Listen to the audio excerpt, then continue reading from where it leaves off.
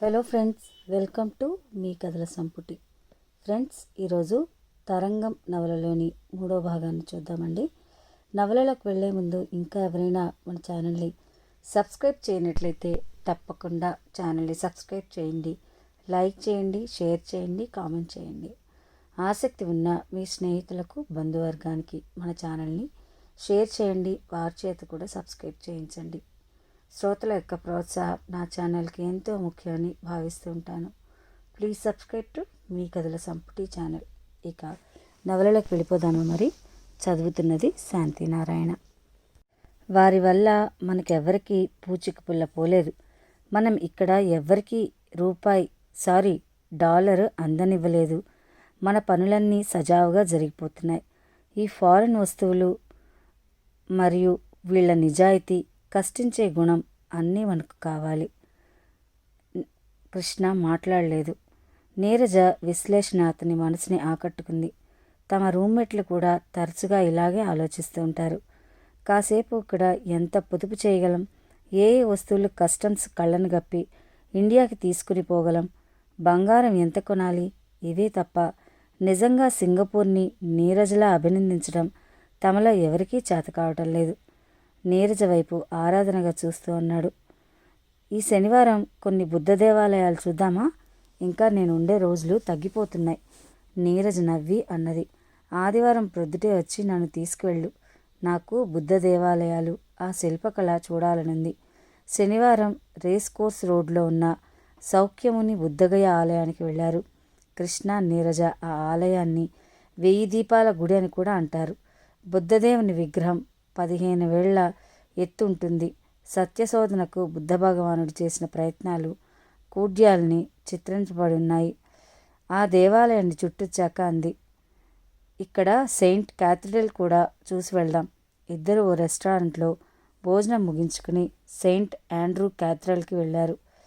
కోలమాన్ 1838లో నిర్మించారు. ఇది పిడుగులు పడి 2 సార్లు క్యాథడ్రల్ శిథిలమైంది. తిరిగి 1852లో పునర్నిర్మించారు. క్యాథడ్రల్ గురించి వీడియోలో వివరంగా తెలియపరిచారు. సాయంత్రానికి నీరజ అలసిపోయి అంది కృష్ణతో, ఇంక పోదామా? కృష్ణకు అసంతృప్తిగా ఉంది. నీరజ నుండి విడివడాలని లేదు, కానీ అలసిన ఆ అమ్మాయి మొహం చూస్తే ఇంకా ఆమెకు విశ్రాంతి అవసరం అనిపించింది. నీరజను వాళ్ళ ఇంటి దగ్గర దింపేసి భారంగా తన నివాసానికి బయలుదేరాడు. కృష్ణకి హైదరాబాద్ ప్రయాణం సమీపంలోకి వచ్చేసింది. మరో 2 నెలల్లో నీరజ్ను కూడా హైదరాబాద్ పంపడానికి ఆఫీస్ వాళ్ళు ఒప్పుకున్నారు. సుధాకర్ నవ్వుతూ అన్నాడు, అందరికీ ఫారెన్లో ప్రాజెక్టులు కావాలనుకుంటుంటే మీరేమిటి ఇద్దరు ఇండియాకి వెళ్ళిపోవాలని ప్లాన్ చేస్తున్నారు? కృష్ణ అన్నాడు. నీరజ్ చెప్పిందే మంచిది. హైదరాబాద్ అయితే ఇద్దరికి హాయిగా ఉంటుంది. నన్నో దేశానికి తననో దేశానికి పంపిస్తే అదేం న్యూసెన్స్. సుధాకర్ కూడా కృష్ణతో ఏకీభవిస్తూ అన్నాడు, నిజమే, ఎట్లాగూ పెళ్లి చేసుకోవాలనుకుంటున్నారు కనుక ఒకచోట పనిచేస్తేనే మంచిదిలే. కృష్ణ ప్రయాణం దగ్గరకు వచ్చింది. తల్లికి వంటగదిలో సౌఖ్యంగా ఉంటుందనిపించే వస్తువులు కొన్నాడు. సింగపూర్ అందమైన పరిసరాలని వదిలి వెళ్లాలంటే బాధగా ఉంది. నీరజ కోసం మరో 2 నెలల వరకు వేచి ఉండక తప్పదనిపిస్తే ఆందోళనగా ఉంది. స్నేహితులందరూ తనకు తలో రకంగానూ సహాయపడ్డారు. ముఖ్యంగా సుధాకర్ లేకపోతే తనకి ఇంత హాయిగా ఈ ట్రిప్పు గడిచుండేది కాదు. నీరజను వదిలి వెళ్లాలంటే మనసు వెనక్కి లాగుతోంది. అంతలో మరో 2 నెలల్లో నీరజ ఇండియా వచ్చేస్తోందనే భావన మనసుకి ఊరటనిస్తోంది. చాంగ్ ఎయిర్పోర్ట్కి కృష్ణ స్నేహ బృందం అంతా తరలివచ్చారు. నీరజని, కృష్ణని కాసేపు ఒంటరిగా వదిలేసి స్నేహితులు తలో వైపు వెళ్లారు. నువ్వు ఇండియా వచ్చిన వెంటనే మనం మన వాళ్ళకి చెప్పేసి వెంటనే ముహూర్తం పెట్టించుకుందాం. నీరజ కిలకిలా నవ్వింది. కృష్ణ ఆ మాట అప్పటికి 102సారి అన్నాడు. చెక్ ఇన్ టైం అయింది. సుధాకర్ కృష్ణ చేతిని గట్టిగా నొక్కి వీడుస్తూ అన్నాడు, మీ నీరజను జాగ్రత్తగా ఇండియా పంపే పూచి మాది, సరేనా? విడవలేక స్నేహ బృందాన్ని, ప్రాణంతో ప్రాణమైన నీరజను వదిలి భారంగా ప్లేన్ ఎక్కాడు కృష్ణ. సజలాలైనాయి నీరజ కన్నులు. అతనిని ప్రశాంతంగా కూర్చోనీయటం లేదు. అంతలో 4-5 గంటల్లో తల్లిని చూడబోతున్నారనే భావన అతన్ని మనసుని పులకింపజేసింది. సుమారు సంవత్సర కాలం తల్లిని విడిచున్నాడు. తల్లి క్రిందటి రోజే హైదరాబాద్ వచ్చి ఉంటుంది. అమ్మా, ఆ భావన అతన్ని ఎంతో ఆహ్లాదపరిచింది. మనసుకు చల్లని చందన లేపనం అద్దినట్లు అనిపించింది. తన కోసమే జీవిస్తోంది తల్లి. తను ఇల్లు ఏర్పాటు చేసుకుని అమ్మని తెచ్చేసుకోవాలి. తనకు నీరజకు కలిసి చాలా మంచి జీవితం ఇస్తుంది. అమ్మను సుఖపెట్టాలి. మంచి ఇల్లు వెతుక్కోవాలి. అన్నీ అమర్చుకోవాలి. అమ్మను పువ్వుల్లో పెట్టుకుని చూసుకోవాలి. అతని మనసు అనే చిన్న కొలనులో అనేక ఆశల నావలు అటూ ఇటూ వయ్యారంగా కదులుతున్నాయి. ప్రయాణం జరిగినట్లే తెలియలేదు. హైదరాబాద్ ఎయిర్పోర్ట్లో ల్యాండ్ అయ్యేసరికి రాత్రి 10 దాటింది. ఫార్మాలిటీస్ అన్నీ ముగించుకుని వెయిటింగ్ లాంజ్లో చూస్తే చేతులు ఊపుతూ తల్లి, మేనమామ కనపడ్డారు. అమ్మా అంటూ దగ్గరికి వెళ్ళాడు. ఏమో అల్లుడు, బాగున్నావా అంటూ మేనమామ అడిగాడు. శారద కృష్ణని చూస్తూ అంది. అదేమిట్రా అట్లా చిక్కిపోయావు? కృష్ణ నవ్వాడు. లేదమ్మా, నేను బరువు పెరిగాను. టాక్సీ మాట్లాడుకుని సామాన్ ఎక్కించారు. హిమాయత్ నగర్లో పాత డాబా ఇల్లు కొనుక్కుని కొన్ని మార్పులు చేసుకున్నాడు కృష్ణ మేనమామ రామ్మూర్తి. వెళ్ళగానే అత్త పలకరించింది. మా కృష్ణబాబు పెద్దాడైపోయాడే, శారదమ్మని సుఖపెట్టేస్తాడు. రండి భోజనం చేద్దురుగాని కృష్ణ అన్నాడు. దారిలో డిన్నర్ అయిపోయిందత్తా. తల్లి భోంచేసి వచ్చాక కాసేపు కబుర్లు చెప్పాడు. తల్లికి ఈ అన్నగారికి కాస్త సహాయంగా ఉంటాడు. మిగిలిన వాళ్ళు వాళ్ళ సంసారాలతో గొడవలే తప్ప మిగిలిన వాళ్ళని పట్టించుకోరు. రామ్మూర్తికి 2 కొడుకులే. ఢిల్లీలో ఓ అబ్బాయి సెక్రటేరియట్లో ఉన్నాడు. ఇంకో పిల్లవాడు న్యూజెర్సీలో సాఫ్ట్వేర్ ఇంజనీర్. చెల్లెలంటే కాస్త సానుభూతి రామ్మూర్తికే ఉంది. అందుకే స్వతంత్రంగా అతని దగ్గరికి వస్తూ ఉంటుంది. నిద్రపోయే ముందు శారద అన్నది, రేపు గోదావరికి టికెట్స్ బుక్ చేయించానురా. కృష్ణకి నిద్ర కూరుకునొస్తోంది. ఆవలిస్తూ అన్నాడు. నేను రేపు ఆఫీస్లో రిపోర్ట్ ఇవ్వాలి. 2 రోజులు వాళ్ళు సెలవులిస్తే నాకు శని ఆదివారాలు కలిసొస్తాయి. నిద్రని ఆహ్వానించే కృష్ణ కనులకు నీరజ మొహం చిరునవ్వుతో సాక్షాత్కరించింది. గుడ్ నైట్ డార్లింగ్ అనుకుంటూ కనులు మూసుకున్నాడు. మరుసటి రోజు ఆఫీస్కి వెళ్ళి ఫారెన్ ఎక్స్చేంజ్ బ్యాలెన్స్ అన్ని కాగితాలు పూర్తి చేసి ఇచ్చి 4 రోజుల సెలవులు కూడా శాంక్షన్ చేయించుకుని వచ్చాడు. రాజమండ్రి సమీపిస్తుంటే మనసు ఆనంద తరంగాలలో తేలియాడింది కృష్ణకు. ఇంటర్మీడియట్ చదివిన జూనియర్ కాలేజీ రైల్లో నుండి కనపడుతుంటే ఎంతో ఆత్మీయతాభావం వచ్చింది. చల్లటి గోదావరి గాలి మెల్లమెల్లగా బాల్య స్మృతులను మోసుకుని వచ్చింది. రాజమహేంద్రవరం కళలకు పుట్టిల్లు. సాహిత్యానికి, సంస్కరణోద్యమాలకు బంగారు బాటలు పరిచిన సుందర నగరం. చరిత్రను తనలో నిక్షింపజేసుకున్న చారిత్రాత్మక స్థలం. మాతృభూమి పుట్టిన గడ్డ ఎవరికైనా ఆహ్లాదభరితమే. కృష్ణకు గుండె ఉప్పొంగింది. గోదావరి వరదల ఇంటికి చేరగానే ఎంతో హాయిగా అనిపించింది కృష్ణకు. బాల్యం అంతా ఇక్కడే గడిచింది అతనికి. చిన్ననాటి తండ్రి స్మృతులు లీలగా మదిలో మెదిలాయి. ముందు వరండాలో అమ్మకి ట్యూషన్ పిల్లలు వచ్చేవారు. తాను పెద్ద క్లాసులకు వచ్చాక చిన్నపిల్లలకు తను ట్యూషన్ చెప్పేవాడు. లెక్కలు, సైన్సు వాళ్ళకి చెప్తూ ఉంటే ఎంతో గర్వంగా అనిపించేది. అమ్మకు తనకు స్వంతమైన ఈ చిన్ని ప్రపంచంలో నీరజ ప్రవేశించబోతోంది. ఆ ఊహ ఎంతో మధురంగా అనిపించింది. అమ్మా, తను నీరజ. ఈ చిన్న ఇంటికి నీరజ రాక ఎంత ఆనందాన్ని తెస్తుంది. మొబైల్లో నీరజతో మాట్లాడాలనిపించింది. ఇండియాకు రాగానే నీరజకు కాల్ చేశాడు. అస్తమానం ఫోన్ చేస్తే నీరజ ఊరుకోదు. నీకు డబ్బులు ఎక్కువ అనుకుంటా, అంత జోరుగా ఫోన్లు చేస్తున్నావు అంటుంది. అందుకని నీరజ కంఠం తరచూ వినేలానే కోరికను అతి బలవంతం మీద నిగ్రహించుకున్నాడు. శారద కృష్ణకి ఇష్టమైనవన్నీ చేసిపెట్టింది. చిన్ననాటి స్నేహితులను కలుసుకుని వచ్చేవాడు.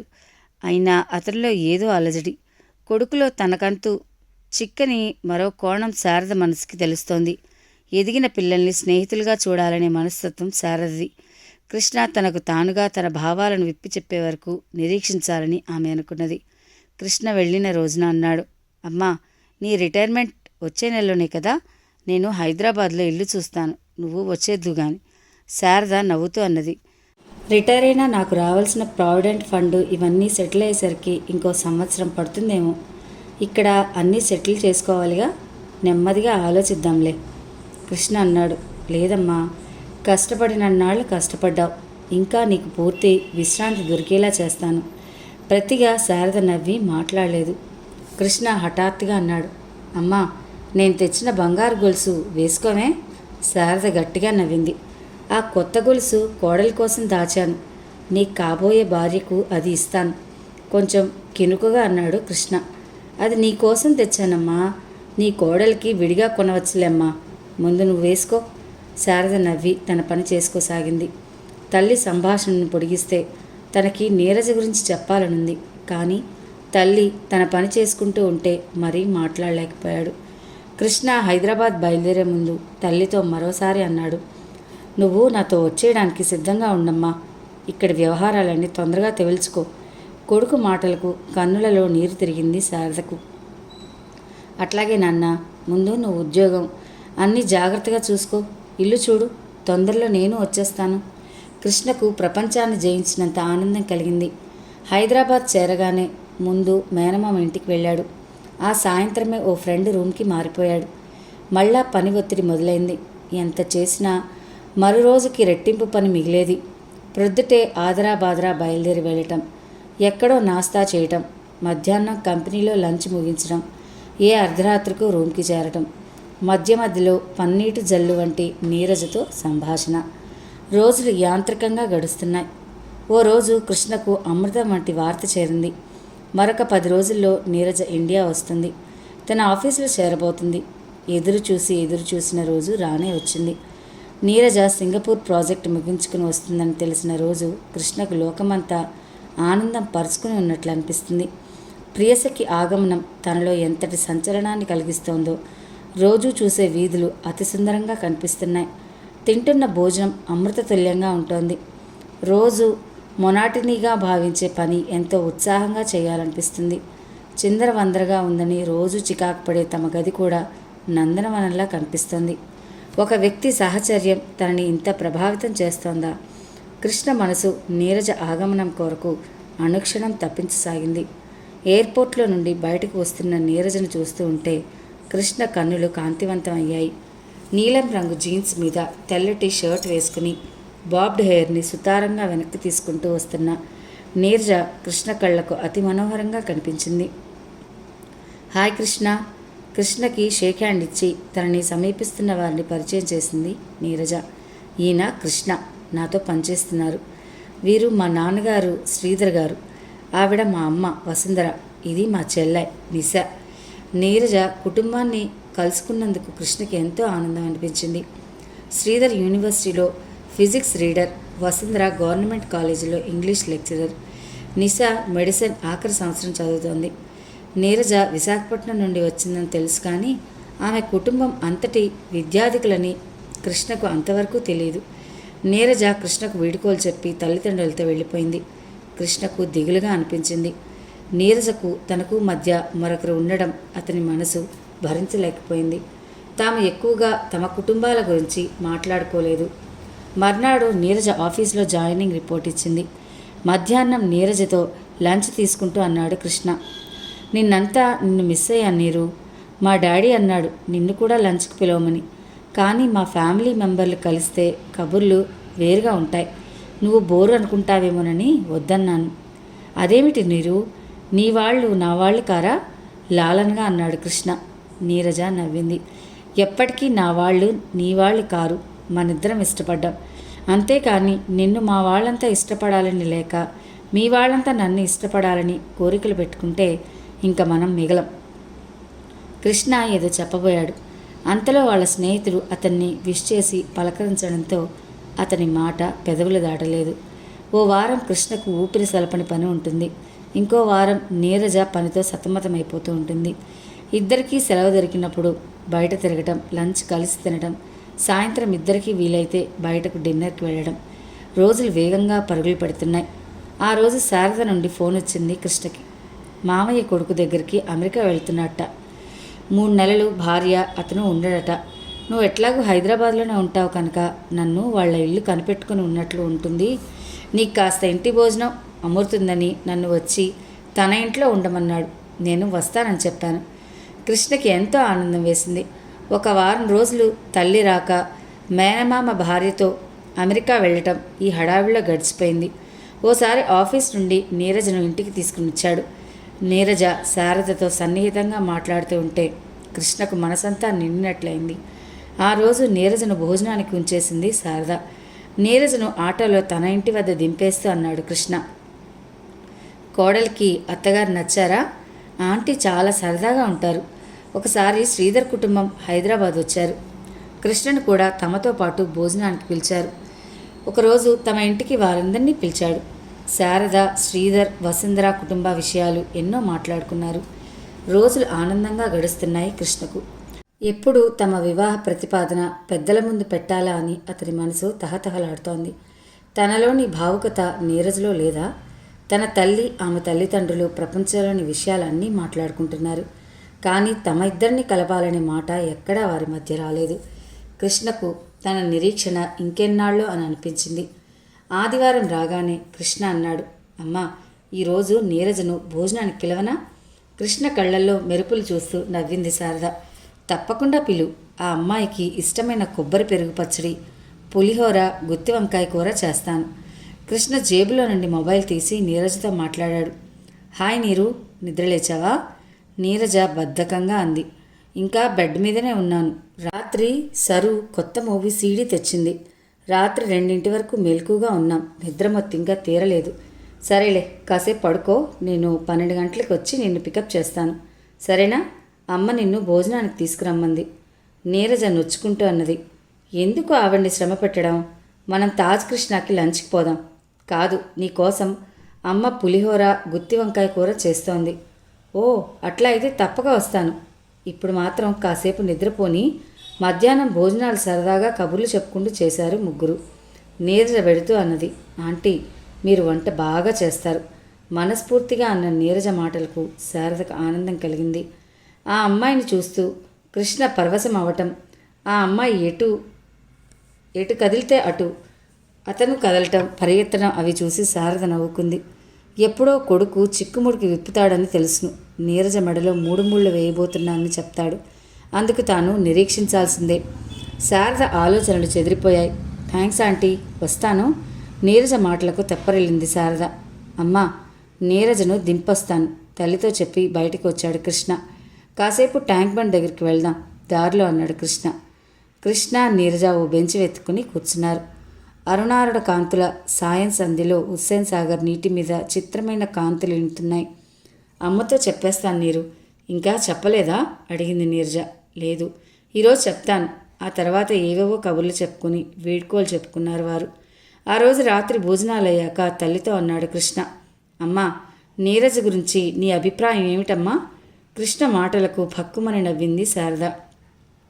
నీ అభిప్రాయం ముందు చెప్పు, కృష్ణ సూటిగా అన్నాడు. నేను నీరజను పెళ్లి చేసుకోవాలనుకుంటున్నాను. శారద పెద్దగా ఆశ్చర్యపడలేదు. కొడుకు దగ్గర నుండి ఇటువంటి ప్రతిపాదన ఏదో ఒకరోజు తాను వింటానని శారద అనుకుంటూనే ఉంది. కృష్ణ, నీ మనసుకు నచ్చిన అమ్మాయి నాకు మాత్రం ఎందుకు నచ్చదు?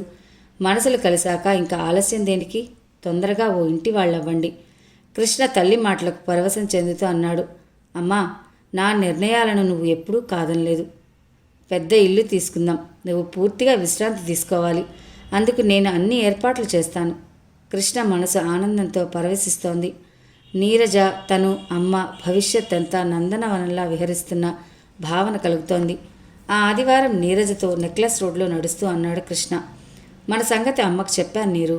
నీరజ నవ్వింది. గుడ్, నేను నీ గురించి మా వాళ్ళకి చెప్పాను. కృష్ణ మొహం సంతోషంతో వెలిగిపోయింది. అయితే ముహూర్తాలు అవి? కృష్ణ మాటలకి నీరజ కిలకిలా నవ్వింది. సినిమాలో లాగా గుర్రం ఎక్కి బారాత్ కూడా ఉండాలనుందా? సింపుల్గా రిజిస్టర్ మ్యారేజ్ చేసుకుందాం. 4 స్నేహితులకి లంచ్, అంతే. కృష్ణ నడుస్తున్న వాడల్లా ఆగిపోయాడు. అంటే వివాహం అనేది సాంప్రదాయంగా? చూడబ్బాయ్, నీకు నేను నచ్చాను, నాకు నువ్వు నచ్చావు. మనిద్దరం కలిసి జీవించడానికి, సామాజికంగా ముద్రపడటానికి రిజిస్ట్రేషన్ తప్పనిసరి. మా నాన్నగారికి ఎప్పుడో నా ఆలోచన చెప్పాను. ఆయన నా పెళ్ళి ఏదో ఆర్భాటంగా చేయాలనుకున్నారు. నేను ఒప్పుకోలేదు. మమ్మల్ని చాలా స్వతంత్ర భావాలతో మా నాన్నగారు పెంచారు. అందుకని నా నిర్ణయానికి వాళ్ళు అభ్యంతరం చెప్పలేదు. కృష్ణకి అయోమయంగా అనిపించింది. నీరజ చాలా సూటిగా, నిజాయితీగా తన భావాలను చెప్తోంది. ఆమె మాటలలో సత్యం ఉంది. తను కాదనలేని విషయం అది. కానీ ఆ కోణంలో తాను ఇన్నాళ్ళు ఆలోచించలేదు.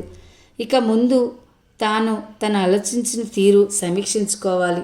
కానీ అమ్మ ఇంటర్మీడియట్లో తనకి ఉపనయనం అయింది.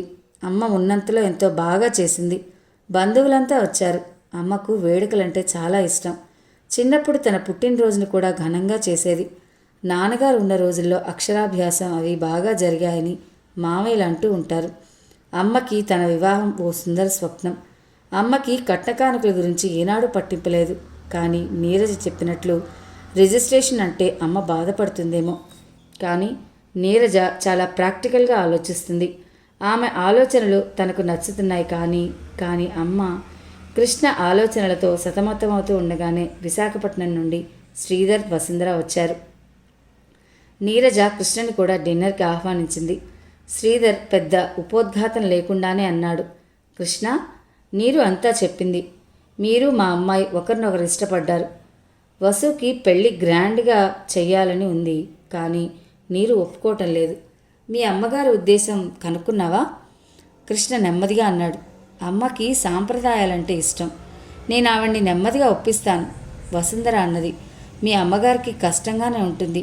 నాకు ఈ రిజిస్ట్రేషన్ పెళ్ళంటే అంత సుముఖంగా అనిపించడం లేదు. కానీ నీరు పట్టుదలగా ఉంది. కృష్ణ నీరజ వైపు చూశాడు. ఆమె స్థిరంగా చూస్తూ అంది, డాడీ, నాకు స్వతంత్రంగా ఆలోచించే తత్వం మీ నుండే వచ్చింది.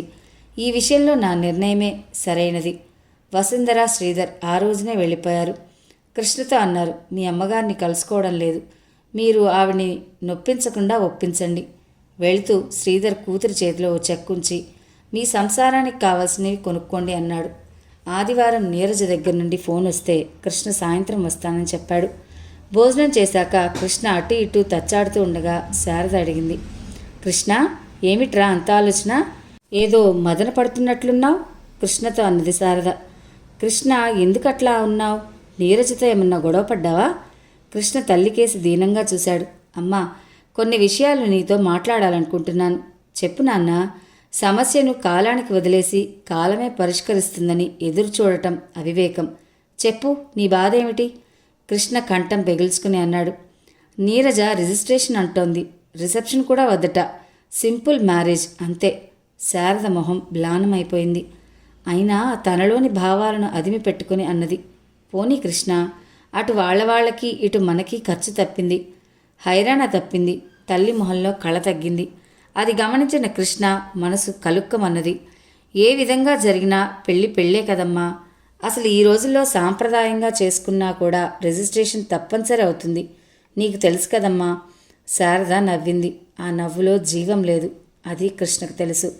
మర్నాడు ట్యాంక్ బండ్ మీద కూర్చుని అన్నాడు కృష్ణ నీరజతో, రేపు రిజిస్ట్రేషన్ కోసం రిజిస్ట్రార్ ఆఫీస్కి వెళ్ళి నోటీస్ ఇచ్చొద్దాం. నీరజ సంతోషంగా అంది. తప్పకుండా రేపు వెళ్దాం. కృష్ణకి మనసంతా ఆహ్లాదకరంగా మారింది. అంటే ఓ నెలలో. నీరజ నవ్వింది. మనిద్దరం కలిసి జీవించబోతున్నాం. కృష్ణ మాటలకు నవ్వింది నీరజ. కృష్ణ ఉత్సాహంగా అన్నాడు, నేను రేపే బ్రోకర్తో మాట్లాడి ఇల్లు వెతికి పెట్టమంటాను. 2 బెడ్రూమ్లు ఉండే అపార్ట్మెంట్ అయితే మనకి బాగుంటుంది. మనకి ఒక రూము, అమ్మకి ఒకటి. నీరజ మొహంలోని భావం అర్థం కాక మాట పూర్తి చేయకుండా ఆగిపోయాడు కృష్ణ. దూరంగా బుద్ధ విగ్రహం వైపు చూస్తూ చాలాసేపు మౌనంగా ఉండిపోయింది నీరజ. తర్వాత నెమ్మదిగా అన్నది, ఏం అనుకోకు కృష్ణ, నీ మాటలు నాకు అంతగా అంగీకారంగా లేవు.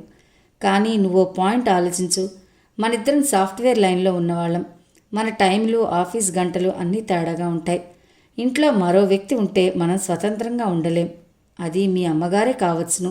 నాకు నచ్చదు. మనిద్దరమే ఉండాలి. నా స్వాతంత్రం నాది, నీ స్వాతంత్రం నీది. కృష్ణ అన్నాడు. కానీ నీరు, అమ్మ చదువుకుంది, ఉద్యోగం చేసి రిటైర్ అయింది. తనకు అర్థం చేసుకునే గుణం ఉంది. అదీ కాక నాన్నగారు లేరు కదా. నేనొక్కడనే ఆవిడ సంతానాన్ని. అమ్మని ఒంటరిగా ఎట్లా వదిలేయను? ఎంత కష్టపడి నన్ను చదివించింది. నీరజ చాలాసేపు నిశ్శబ్దంగా ఉండిపోయింది. కృష్ణ, ఆంటీ చాలా ఫైన్ లేడీ. నాకు ఆ విషయం తెలుసు. ప్రాక్టికల్గా ఆలోచించు. కాసేపు సెంటిమెంట్స్ వదిలేసి చూడు. ఒక్కోసారి మనిద్దరం ఎంతో ఉత్సాహంగా ఉంటాం. అప్పుడు ఇంట్లో మరో వ్యక్తి ఉనికి మనకి ఇబ్బందిగా ఉండవచ్చును. బయట డిన్నర్లకి, పబ్లకు వెళ్తూ ఉండే జీవితం మనది. నాకు మన ప్రైవసీ కావాలి. అది నాకు ముఖ్యం. మీ అమ్మగారిని గౌరవిస్తాను. కానీ మన మధ్యన ఆవిడను ఊహించుకోలేను. మన జీవితం మన ఇద్దరికే అవ్వాలి. ఈ విషయం నాకు కొన్ని నిశ్చిత అభిప్రాయాలున్నాయి. కృష్ణ మనసు కకావికలమైంది. అన్యమనస్కంగానే నీరజను దింపేసి ఇంటికి వచ్చాడు. భోజనం యాంత్రికంగానే చేశాడు.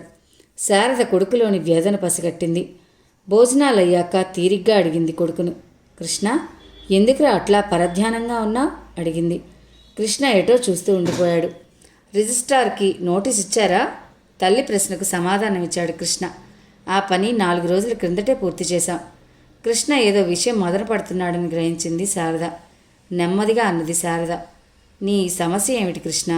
కృష్ణ కంఠంలో ఏదో అడ్డుపడినట్లయింది. నీరజ నీరజ అంటూ ఆగిపోయాడు.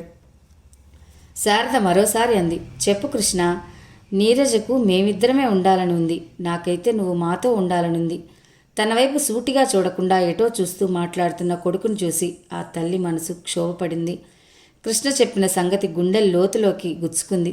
ఈ మాట తనకి చెప్పడానికి ఎంత వ్యధ చెందుతున్నాడో తన బిడ్డ. శారద పెదవి మీద చిరుదరహాసం మెరిసింది. అంతలో గుండెల్లో సన్నని వేదన. మరుక్షణంలో నీరజ చుట్టూ తన కొడుకు అల్లుకున్న బంగారు స్వప్నాలు కళ్ల ముందు మెరిశాయి. భవిష్యంతలా వారిది. ఈ క్షణంలో కృష్ణ మనసుకు స్వంతన కూర్చే మాటలతో చెప్పాలి. మరుక్షణం తన కర్తవ్యం గుర్తుకొచ్చింది. శారద కంఠం మంద్రంగా సాగిపోయింది. నాన్న, నీరజ చెప్పిన దానిలో అసహజం ఏమీ లేదు. మీ నాన్నగారు నేను కూడా కావాలని కోరి పెళ్లి చేసుకున్న వాళ్ళమే. మీ నాయనమ్మ చాలా పాతకాలం ఆవిడ. శుద్ధ స్తోత్రియ కుటుంబం నుండి వచ్చిన ఆవిడ. ఆమె ఎప్పుడైనా మన ఇంటికి వస్తే మాకు ఇబ్బందిగా అనిపించేది. ఆవిడకి సుఖంగా ఉండేది కాదు. డైనింగ్ టేబుల్ మీద తినేవారు కాదు. పని మనిషిని వంట ఇంట్లోకి రానిచ్చేవారు కాదు. కడిగిందే కడుగుతూ మహా చాదస్తంగా ఉండేవారు. నేను స్కూల్కి వెళ్ళాలి, నిన్ను స్కూల్కి తయారు చేయాలి, మీ నాన్నగారు ఆఫీస్కి వెళ్ళాలి. ఈ హడావిల్లో నాకు ఈ మడులు ఆచారాలు అంటే కుదిరేవి కాదు. శారద కాసేపు ఉండి తిరిగి అన్నింది. జబ్బులు చేసిన కార్పొరేట్ హాస్పిటల్స్ ఉన్నాయి. అయినా అంత అవసరం వస్తే నువ్వు వస్తావు. నువ్వు ఆ అమ్మాయి సుఖంగా ఉండాలి. ఈ జీవన ప్రవాహంలో ఎవరికెవరు కారు. అసలు పూర్వపు రోజుల్లో చివరి రోజులలో వానప్రస్థానికి వెళ్ళేవారు. అంటే చివరి రోజుల్లో ఎవరూ లేని అరణ్యాలకు వెళ్ళేవారు. అక్కడ ఆ వయసులో వారేం పాటలు పడ్డారో, ఏ క్రూర మృగాలకు బలి అయ్యారో చరిత్ర చెప్పలేదు. అంతకంటే ఇప్పుడు నయం కదా. కావాలంటే ఏదైనా వృద్ధాశ్రమంలో చేరవచ్చును. ఎన్నో వృద్ధాశ్రమాలను సేవాభావంతో నడుపుతున్నారు. సమిష్టి కుటుంబాన్ని మర్చిపోక తప్పదు. ఇది యుగధర్మం. ఫ్రెండ్స్, విన్నారు కదా నవలలోని ఈ భాగాన్ని. ఈ నవల మిమ్మల్ని అందరినీ అలరిస్తుందని ఆశిస్తున్నాను. నవల నచ్చితే కనుక తప్పకుండా మీ భావాలను కామెంట్స్ రూపంలో నాకు అందిస్తారని ఆశిస్తున్నాను. ప్రతి ఎపిసోడ్కి కామెంట్ పెడుతున్న వారికి నా హృదయపూర్వక ధన్యవాదాలు. మంచి నవలలు వినాలి అనుకుంటే తప్పకుండా మన ఛానల్ని సబ్స్క్రైబ్ చేయండి, లైక్ చేయండి, షేర్ చేయండి, కామెంట్ చేయండి. ప్లీజ్ సబ్స్క్రైబ్ టు నీ కథల సంపుటి ఛానల్. మరో భాగంతో మీ ముందుంటాను. అంతవరకు సెలవు. నమస్తే.